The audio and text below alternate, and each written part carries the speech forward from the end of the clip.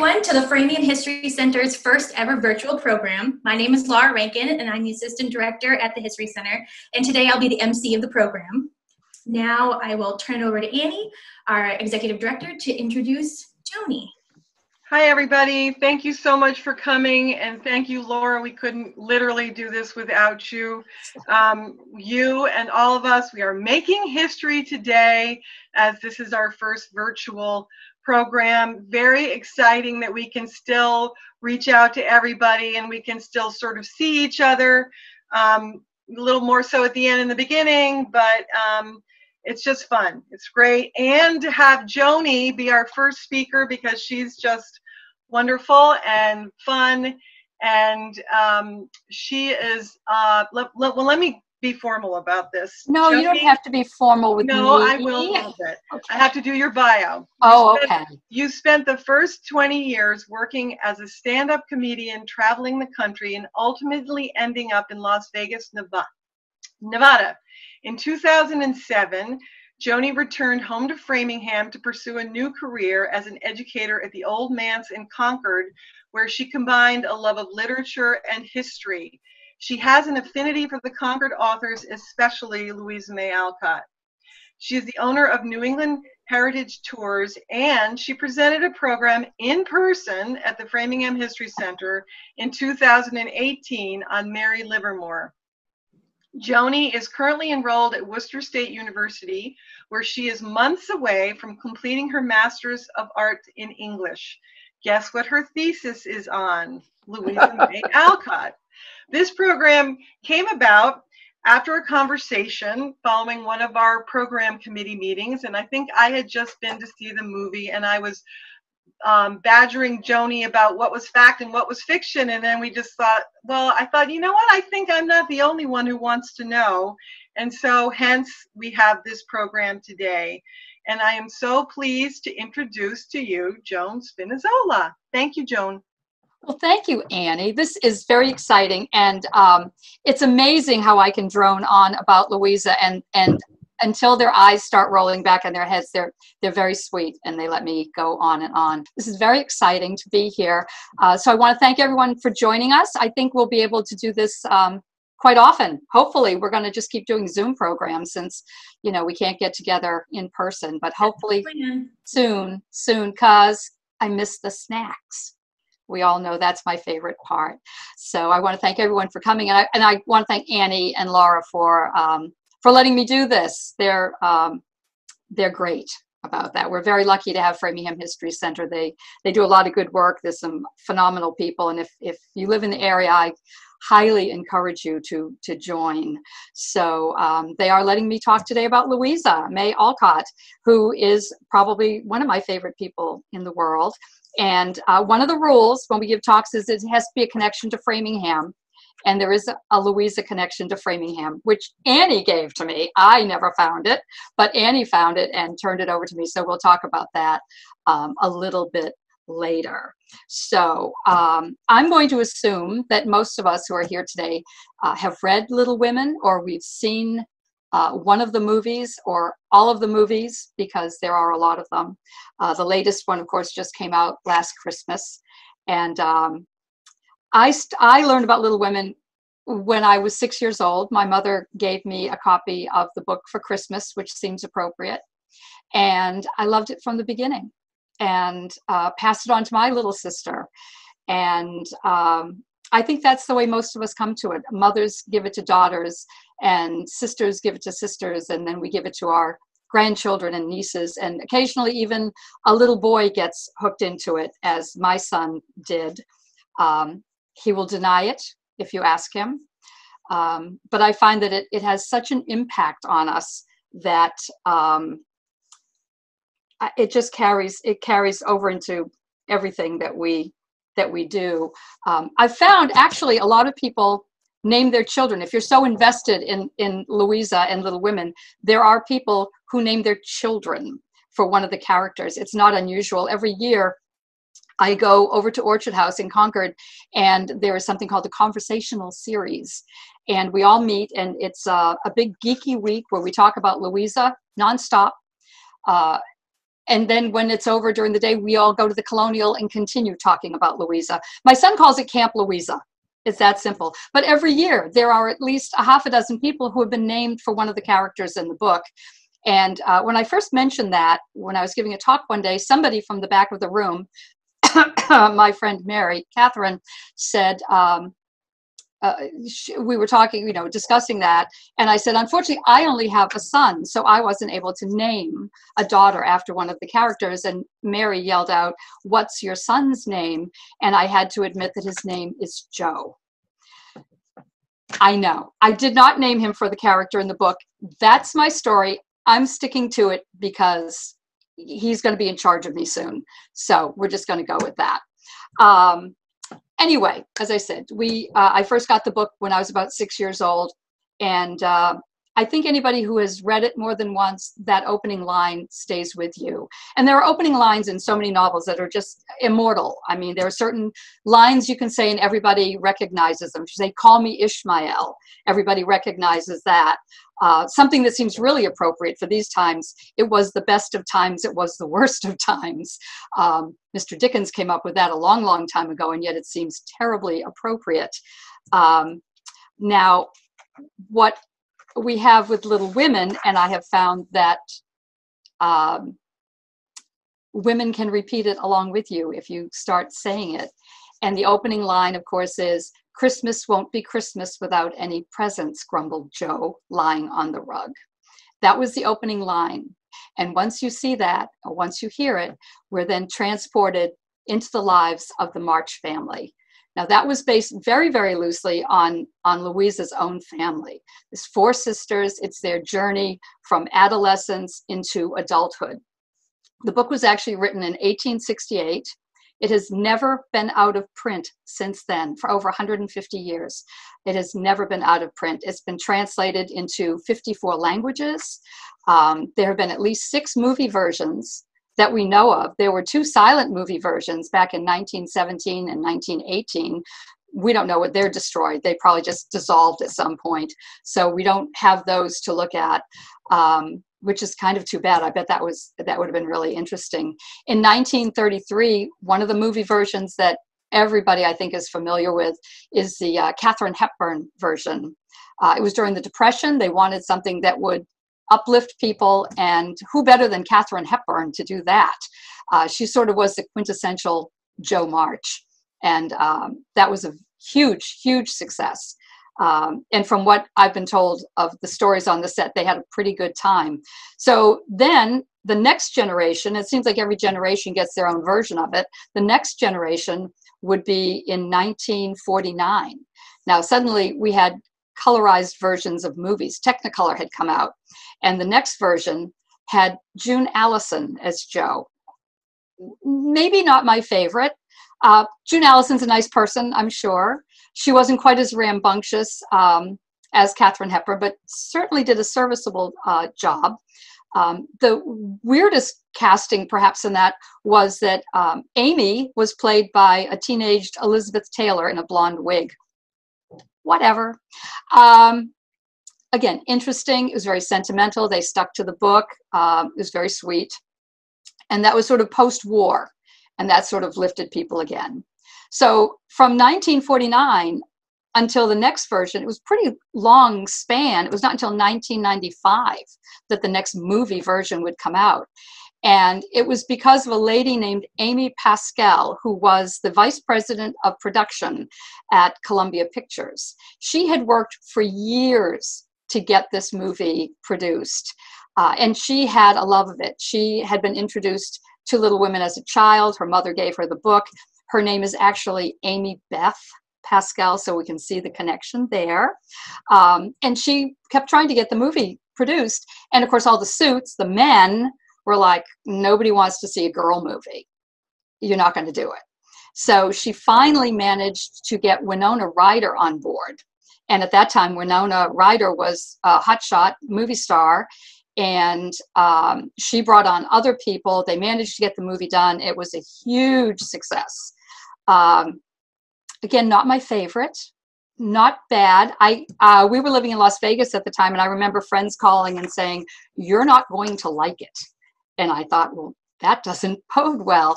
And I did like it. It was all right. A couple of problems for me was like Winona Ryder was not Jo. She got the movie produced, however, so we have to give her credit for that. It was because of her and her star power that we were able to have the movie. But she was a little too cute for Jo, as far as I'm concerned. What are you going to do? You got to get a movie made. And also they did not stick to the book at all. It was very much a feminist version of Little Women.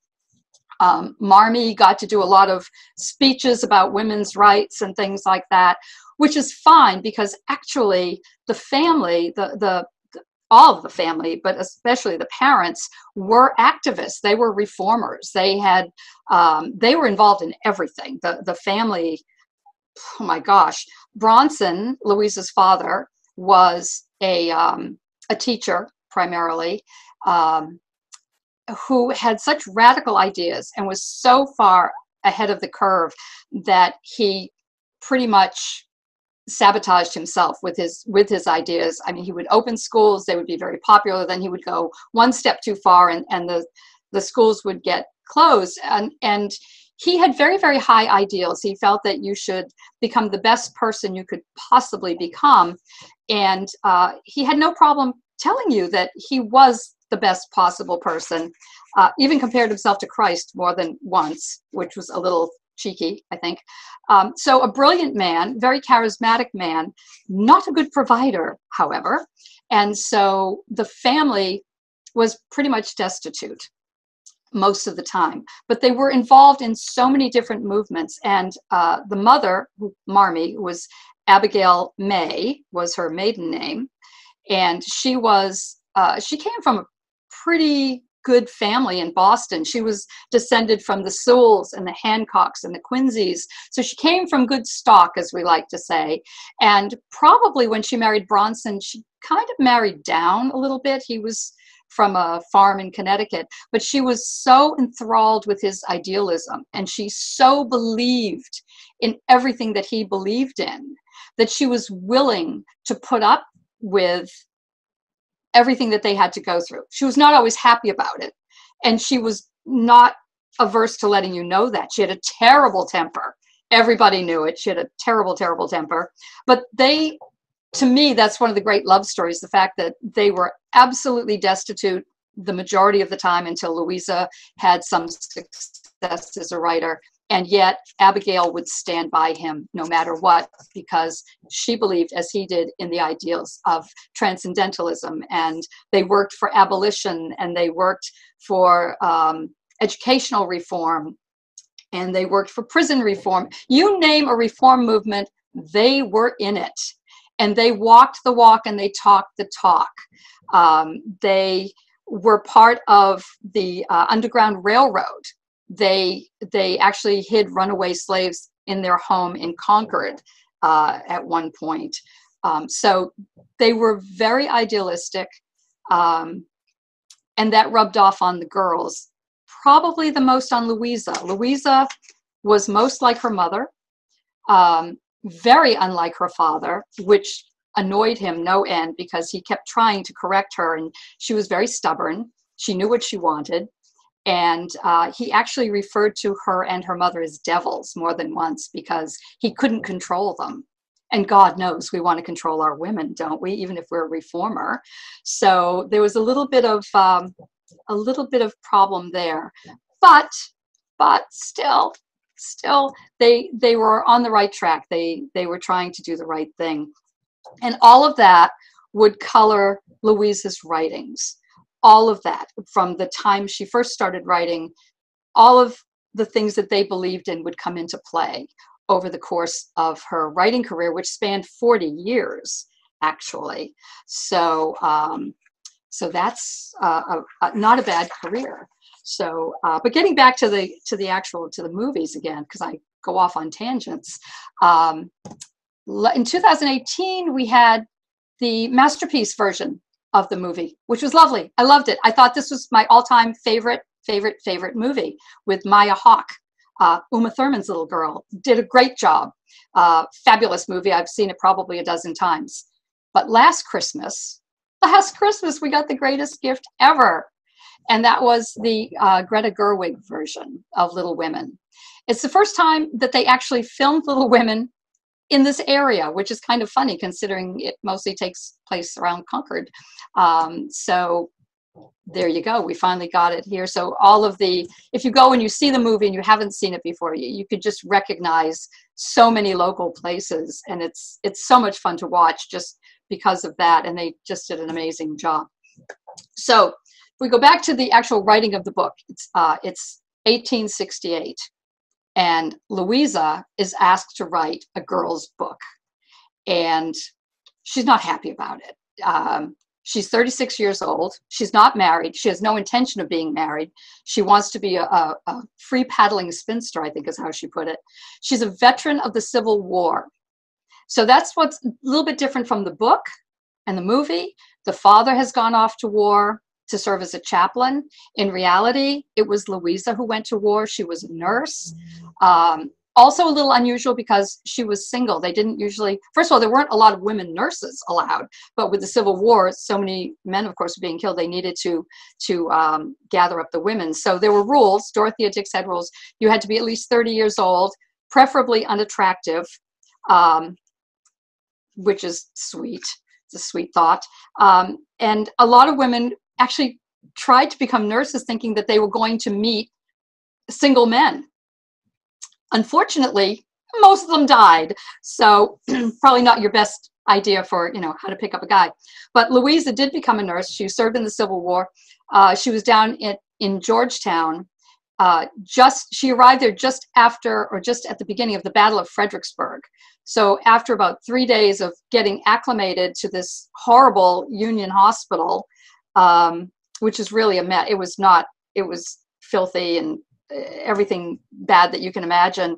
The carts started rolling in with soldiers who had been wounded at Fredericksburg, which was seriously one of the worst battles of the war.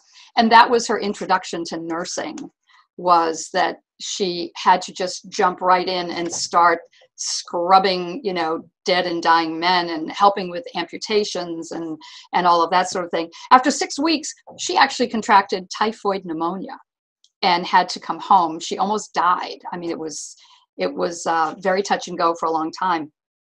And so that's one of the big differences between in the movie and the book, is that everybody says, oh, the father went off to war. And if you go to visit the Alcott graves at Sleepy Hollow, there is a memorial flag, as we always do, especially this week in Memorial Day, where they put out a flag at each veteran's grave.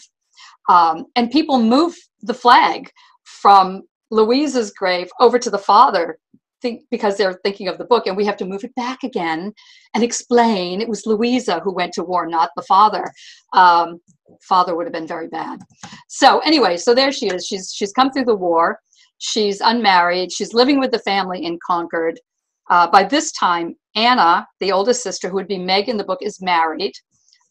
May, the youngest one, who is Amy, is studying art and teaching. And Lizzie, who is Beth, has died. She died just before they moved into Orchard House, so 10 years before. But Louisa has been writing.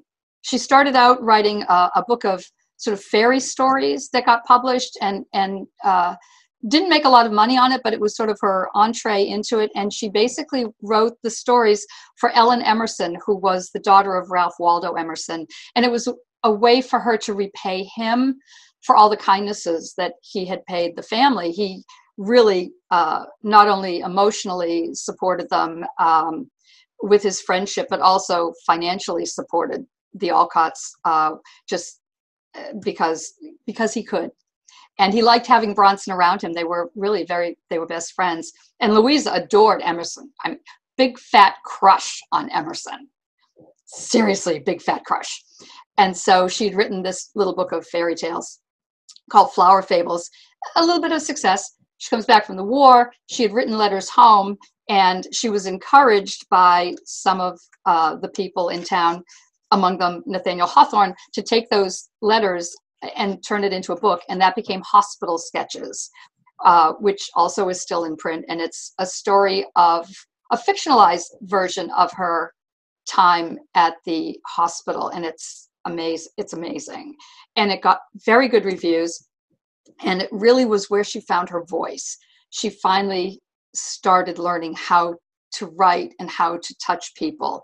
Prior to that, she was writing short stories for local newspapers, which would be family oriented. The other thing that she was writing were what she called her blood and thunder stories, which are my personal favorite. And they're Gothic novels, and she just let her imagination run wild. There are stories that she wrote that are so insanely crazy that you can't believe it's the same woman who wrote Little Women. And because they were so sensational, they were never published under her own name. She used a pseudonym because it would have been scandalous for a nice girl to have written or published something like that. Not only that, but not only to publish it, where did she come up with the ideas? But we see some of that in the book, and especially in the movies. They always show the girls doing a play at Christmas time. And I think in the book it's Norna or the Witch's Curse, but they did those. They did do that. They would do plays in the house, and Louisa would always write these Gothic kind of stories because she loved that. I mean, she loved sword fights and people being carried off by other people and all sorts of craziness. And she truly, truly loved that. So she continued doing that in real life. And that's where she was making the money to support the family. So, which was kind of crazy. You think, oh, you write these nice little things, and oh, that's lovely. You wrote this wonderful flower fables and you made $32, but you write these sensational stories and you're supporting your family. She was literally, making enough money to support her father and mother and whoever else needed help at the time. So that was what she was doing there. So in 1868, her father had written a book of his Orphic sayings or something. Wonderful speaker, terrible writer. And he had gone to Roberts Brothers, which is a publishing company in Boston, and wanted to have them published. Well, they didn't want to publish them because they weren't that good and they were confusing and crazy. And so Thomas Niles, who was one of the partners, said he knew that there had been a trend starting for books for young women. There'd been books for young men coming out, but nothing for young women. So this was a trend. He could see it coming.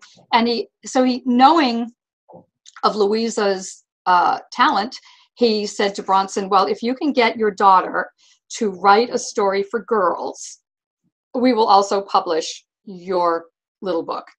And so Bronson basically badgered her, and she kept refusing. She didn't want to do it. And finally she caved because that's what she would do for her family.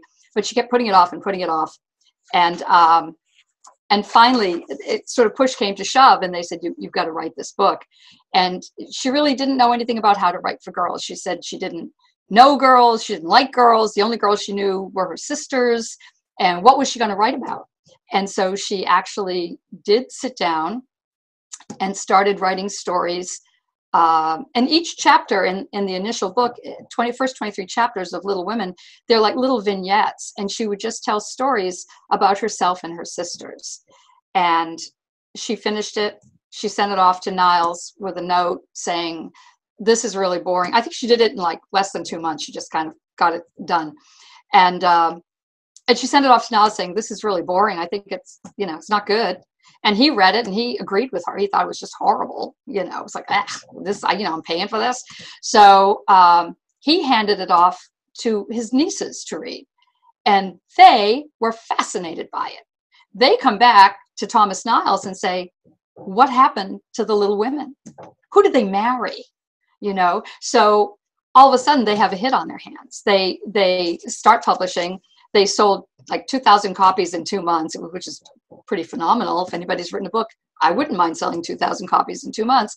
And it just became a phenomenal hit. And then within the next 6 months or so, she had to write part 2 of Little Women. And it's what happened to the Little Women. So now if you buy the book, you get the whole schmear. So one of the things I thought was interesting with Greta Gerwig's version of the movie is that she starts in book 2, the girls are grown up.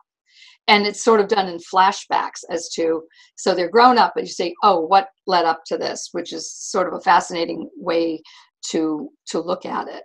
But a lot of people want to know, you know, what's real and what isn't real from the story. And even though the stories that Louisa put in there are based on her own childhood, very, very gentrified. It makes them look like the Alcotts were sort of genteel poor. In reality, as I said before, they were totally impoverished. There was quite often not a lot to eat. They were hungry. There was no money coming in. They, which is the ironic part of that, I think, too, is especially living in Concord, you're surrounded by all these great minds. You've got Emerson, and you've got Hawthorne, and you've got Thoreau, and you've got people coming in and out of Concord all the time to see these people. So they are surrounded by all of these great minds. So they have this embarrassment of riches, intellectually speaking. And Louisa could go down to Emerson's house, and he gave her the run of his library, and would say, oh, you should read this book and that book, and, you know, helped her along and was sort of her mentor. And then she would go home and there would be nothing for dinner. So, so in the book, you see it says, oh, they're genteel. But I think probably Louisa would be horrified. I mean, she was horrified just because of the way they were raised. It rankled her, to say the least, that they had to depend on friends and family, and it was always hand-me-downs, and relatives would give them money or give them gifts of something, but there was always like a little knife twist with it. You know, it's, you know, your father's a schmuck. You know, if he did what he should do, we wouldn't have to do this. So for Louisa, she was very proud. So she did manage to sort of make the story a little bit sweeter than it actually was. And part of the reason we think that in the story the father has gone off as a chaplain was that because Bronson Alcott was such an odd person, and people made fun of him quite often, and yet now, you know, we use his theories all the time in teaching. It's amazing how far we've come in 150 years. But to protect him almost, even though she was always at odds with him, she was never good enough, she didn't do what he said, you know, and yet she provided for him. So there was a real kind of love-hate relationship there, but she couldn't bear the thought of people reading the truth about him and then mocking him. So she just sent him off to war, which was kind of a good idea. And he's always in the background. He's always in the background.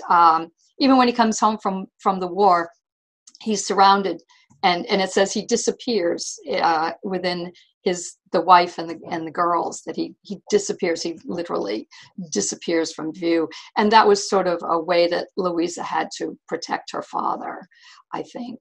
But there are a lot of, in the movie, there were so many things that are fun in the movie. In the book, the girls at Christmas are given, each are given a copy of Pilgrim's Progress, which is a Christian allegory written like in 1678 or something like that. And each chapter of the book is named for, it goes after Pilgrim's Progress. And you see, and it's basically the progress of the girls trying to attain their goals. And each of the characters is based on one of Louisa's sisters. So if we go through that if you want. So if you look at Meg, who is her sister Anna, is the oldest, and Meg in the book, in the movie, ends up getting married, and that's what she wanted to do. She wanted to be a wife and a mother, and that's okay, you know. Even though in the movie, Joe says to her, you don't have to do this. We can run away and I'll write and you can be an actress, you know, and Meg says, no, this is what I want. I want to be married.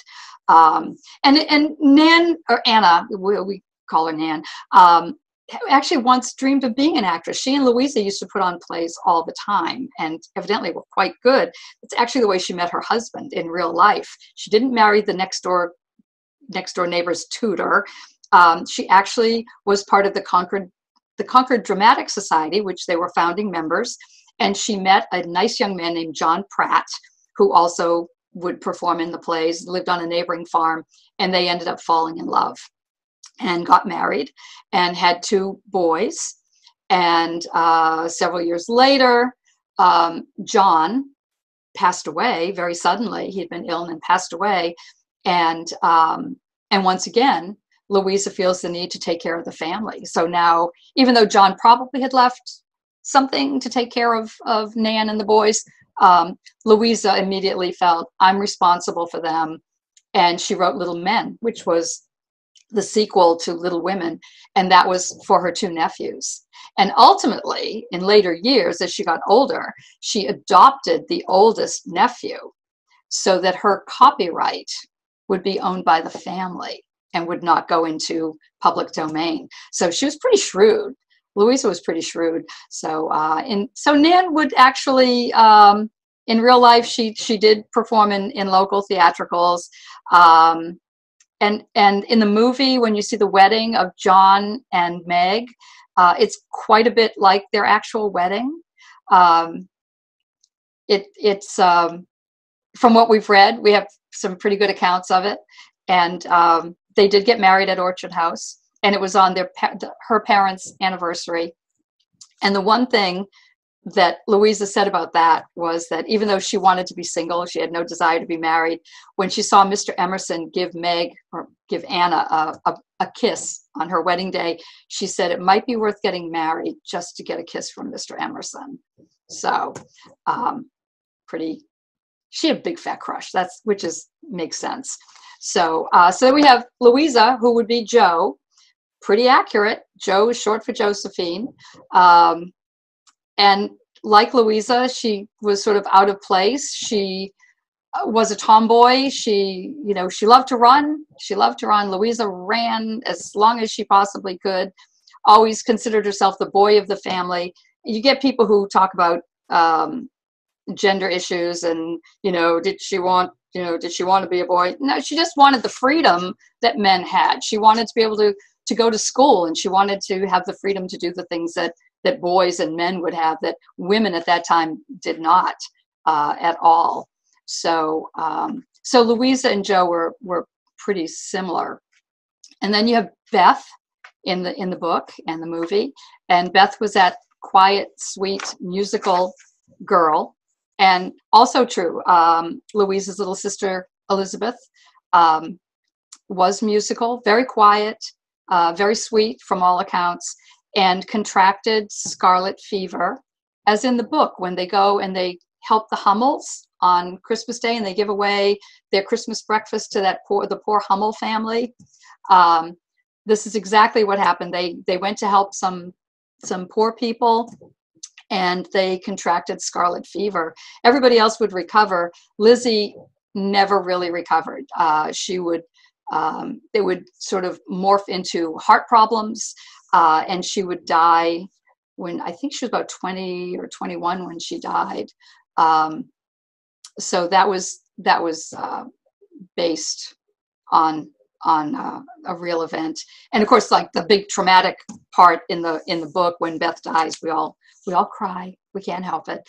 I was doing a talk about a year ago, and we talked about Beth dying, and there was a little girl there about 8 years old, and she didn't realize that Beth had died. And she said, well, she had read the book, and Beth doesn't die. And we had to go look. And in the book, it says, and Beth was well at last. So technically, Lou didn't say she did, but that little girl misread it. And you would think that, oh, well, a kid would do that. But I've actually been at talks where adults have said the same thing. They go, no, she didn't die. She got well. Well, sort of. So anyway, poor Beth. Nobody wants to be Beth. Nobody wants to be Beth. I don't know anybody who wants to do the big death scene. Then you have Amy, the spoiled sister. Not really. That's a little. She was the baby. That was May, Abba May Alcott. She was the baby of the group. She was very artistic when she was so much younger. She's about 10 years younger than Louisa, I think. And Louisa and May were close, and at the same time, they kind of would butt heads because Louisa was very rash about things. May was smart. She knew how to charm people. She knew how to get what she wanted. And Louisa would often say that May has the cream of everything, you know,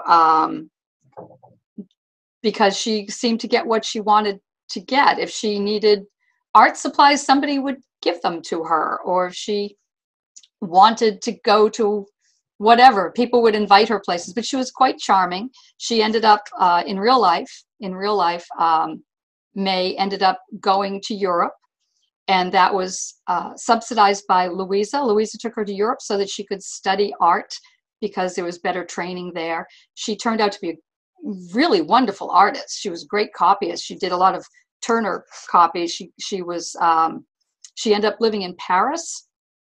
She had artwork that was exhibited in the Paris Salon, one of the few women to ever do that at that time. Beat out Mary Cassatt for a spot there, which was pretty amazing. But the lovely thing is, if you go to Orchard House, she was allowed to draw on the walls. So, you know, that's kind of cool if your parents let you draw on the walls, I think. So now the big scene in the movie is when Amy is angry at Louisa, or Amy is angry at Joe for going off to the theater and not taking her, and she burns her novel. I don't think that actually happened. We don't think that actually happened, though you never know.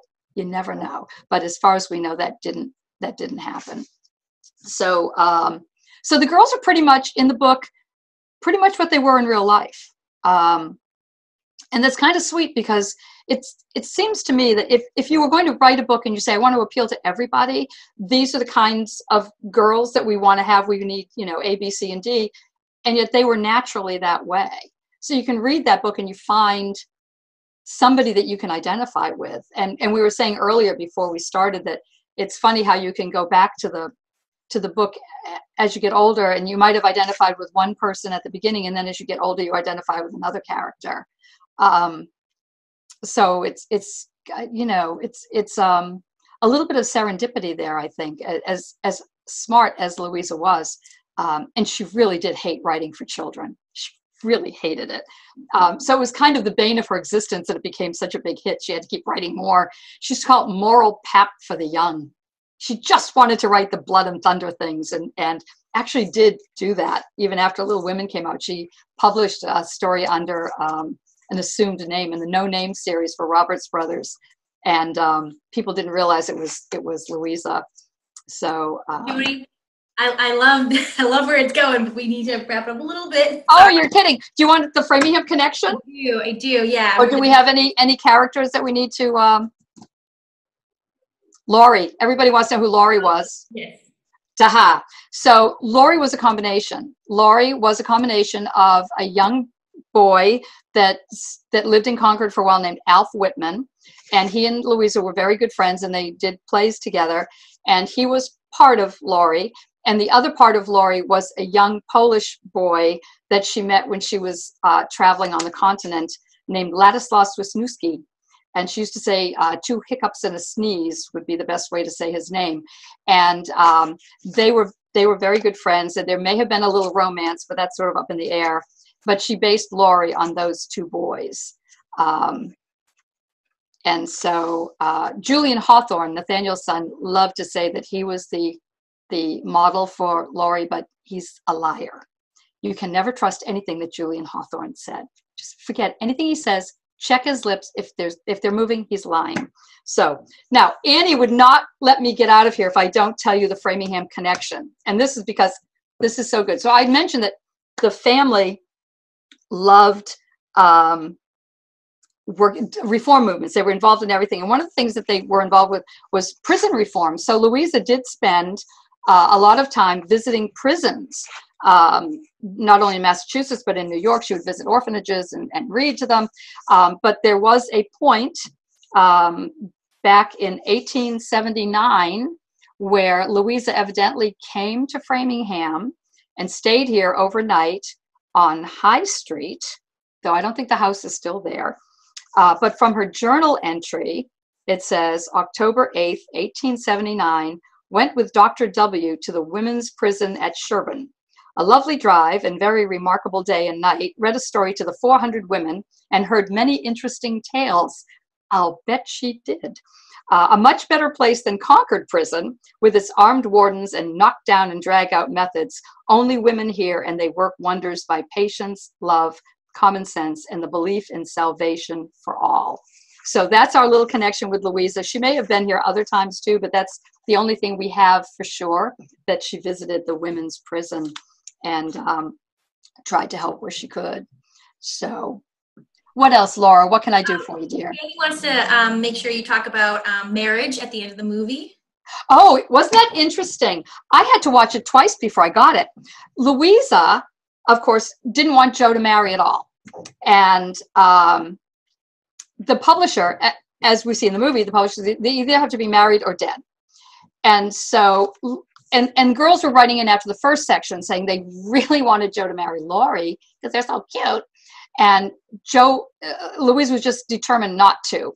And so she said, well, okay, if I have to marry off Joe, I'm going to make a funny match for her. And she created Professor Bear. And people were outraged. I mean, that really caused a lot of problems. I mean, people were outraged that she married this German professor.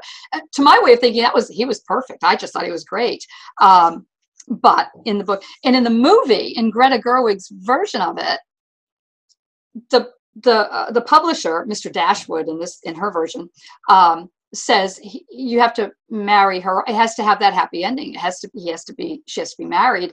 And so you see in the movie where she chases after Professor Bear, and they do the under the umbrella scene where they get together, but then they cut back to Louisa watching her book being put together, being bound, and so you have to go, well, okay, did that really happen, or was it just for the book? And it was just really and I thought, well, of course they got married, and then I had to think again, and I had to watch it again. So it's an interesting take on it. Nobody had ever done that before in the movies. It was always that Joe got married, whereas this one, it's like, maybe it's just in our heads that happened. But Louisa, she didn't think a woman needed to be married, and she was right. She was right. Don't have to be. I mean, you can do it on your own. Because we're all Mary Tyler Moore underneath everything, right? So yeah, that I just found that fascinating in the Gerwig version that she did that, and just when they're putting the book together, and then and it says at the end, "Little Women, L.M. Alcott." Who didn't cry at that? I didn't cry when Beth died, but I sobbed when that happened, which is just me, So, any other questions there?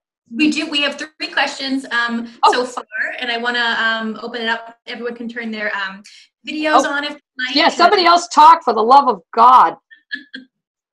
All right, so we have, was there a rich aunt in real life? There was, but not in the sense of helping them out so much. It would be Abigail, the mother, Marmie's great aunt. Her name was Aunt Bond.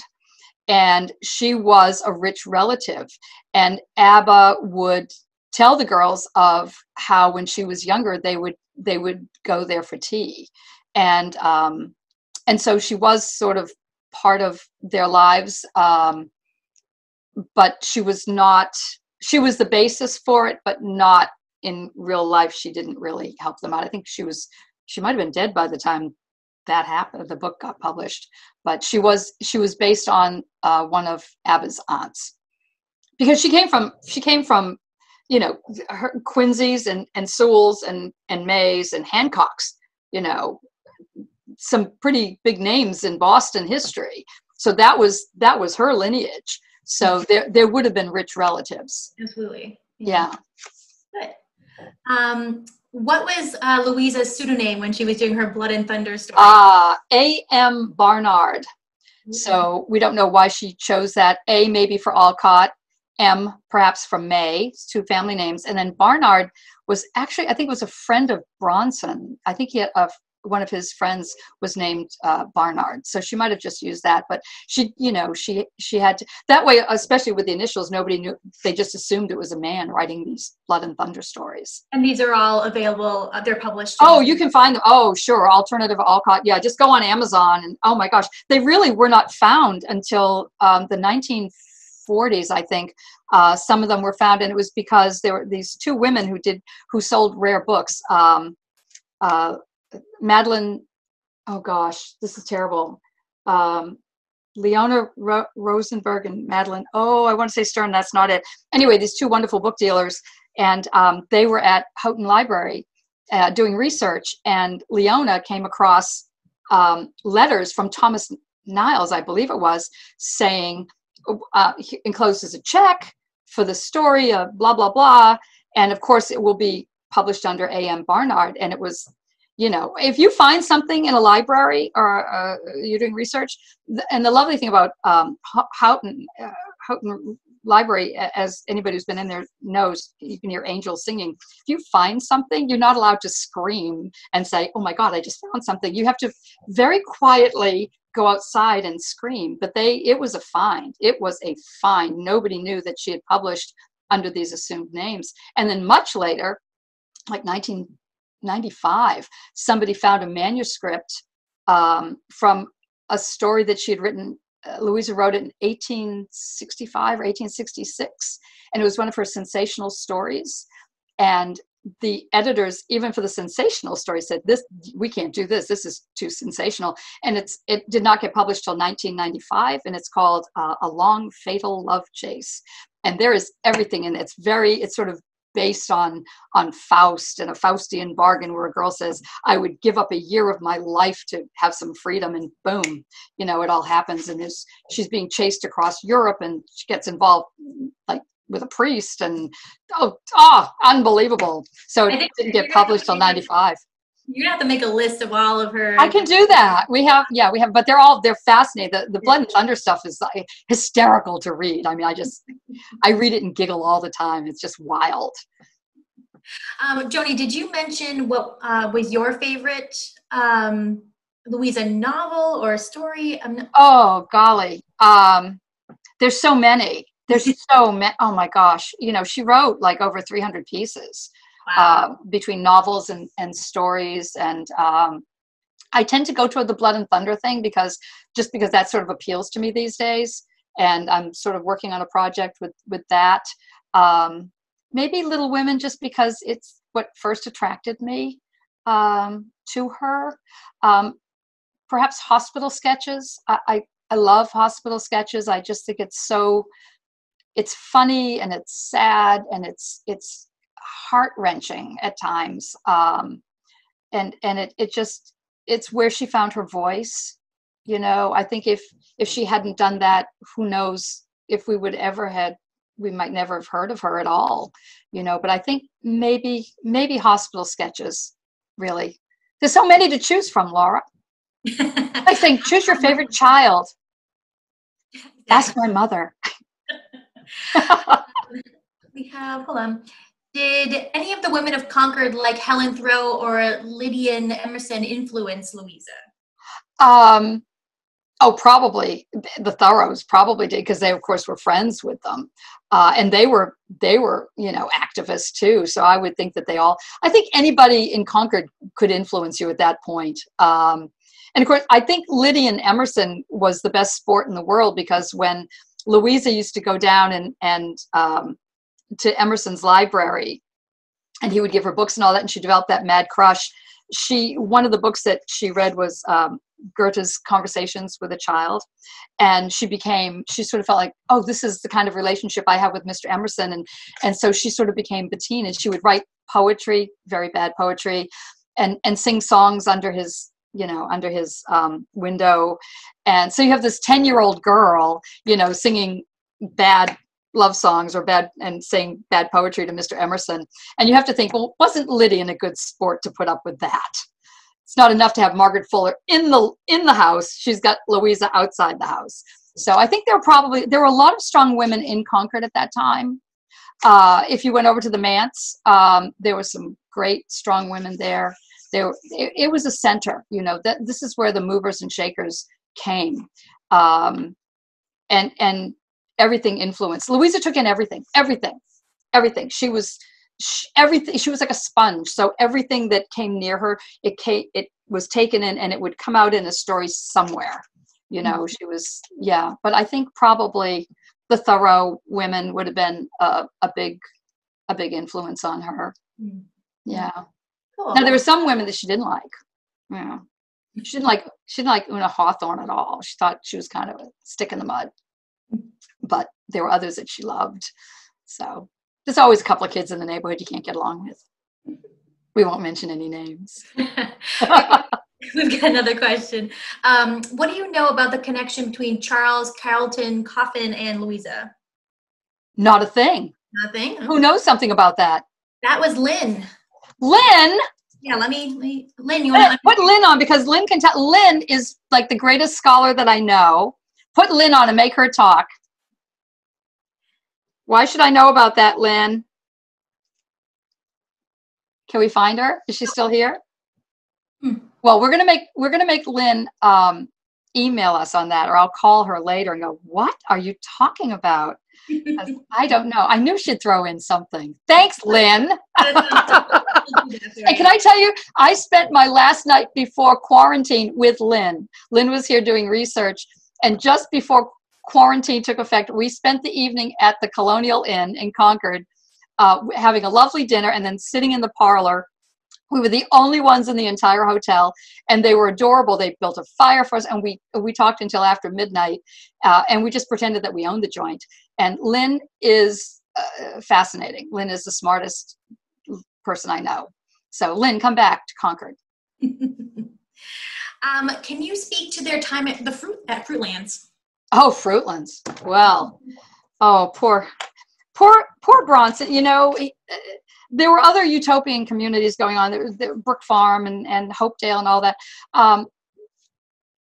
Bronson went to England and met some people over there who had founded the Alcott School based on his precepts, brought back a couple of them, and wanted to found a utopian community. The problem was, so they're out at Harvard at Fruitlands. They bought this property. The men didn't know anything about farming, and by the time they got there, it was too late to really plant anything. There weren't enough people to subsidize it, and the men kept wandering off. Instead of working, the men would talk philosophy or go visit other utopian communities. And so it lasted only 6 months. And Emerson, people would come to visit them and go, ooh, but he wouldn't allow any farm animals, because he felt that you were abusing them by, making a horse plow a field or something. And you couldn't eat meat. They were at a very strict vegan diet. They weren't allowed to wear cotton because of slavery, which was not good in the wintertime. Not good when winter hit. They had these little linen tunics to wear. So it really was doomed from the beginning. And Emerson had come to see them, and he said, well, they look fine in July. We'll see them in December. And sure enough, by January of the next year, they were gone. People deserted left and right. It was Bronson's ideals always exceeded his grasp on reality, sadly. He wanted to establish a community where everything was equal, and yet it wasn't even then. All the work fell on Abigail and the girls while the men sat around. And his partner in crime there was Charles Lane, who was an authoritarian and believed that they're one big happy family. He tried to drive a wedge between Abigail and Bronson, which he did, actually. And at the end of it, Bronson almost died from depression. Abigail just said, I'm leaving. We're not doing this anymore. And it was a unmitigated disaster. As most utopian communities were, they're lovely ideas, but it's really hard to sustain them. So, and then if you want to read a great satire on that, Louisa wrote Transcendental Wild Oats, which is a satire of it. All right, write that down in a list so we can send that. Okay. But unfortunately, it's right over here. I've got it right over here. I've got a pile of books. So yeah. We do have to close. We're at our hour mark. But Annie, if you have any last minute things to say? No, I just wanted to thank you so much, Joni. And if there are other questions, Joni, are you okay with people sending you an email? Sure, unless Lynn sends me another hard question. I'm not sure that was your. We're not sure if it was your Lynn or another Lynn. So if it's the other Lynn, whoever, let me know, because so I'll look at it again. Now I'm going to have to look into it. So will you give everybody your email? Are you cool with that? Sure. Or do you want to have people send it to Laura? Why don't they send it to Laura at the thing, and then she can pass it on, and Laura, will you give they all have your email because of this whole thing. So please. I'm sure there are more questions out there. As you can probably tell, Joni, we could have a conversation, well, maybe to another couple Your of days. eyes were rolling back. But this was fabulous, and I can't believe you got so much in such a short amount of time. Talk fast. You got a lot of fact and fiction. I still want to know about romance, but for another time. And we love romance. Thank everybody for coming, and let us know how this went for you, so we can. When Dana's program comes up, we can do another one and have it go even better. Although I think this went very well. Thank you so much, Laura, for everything. And thanks for everyone for coming. And thank you, thanks, Joni. everybody.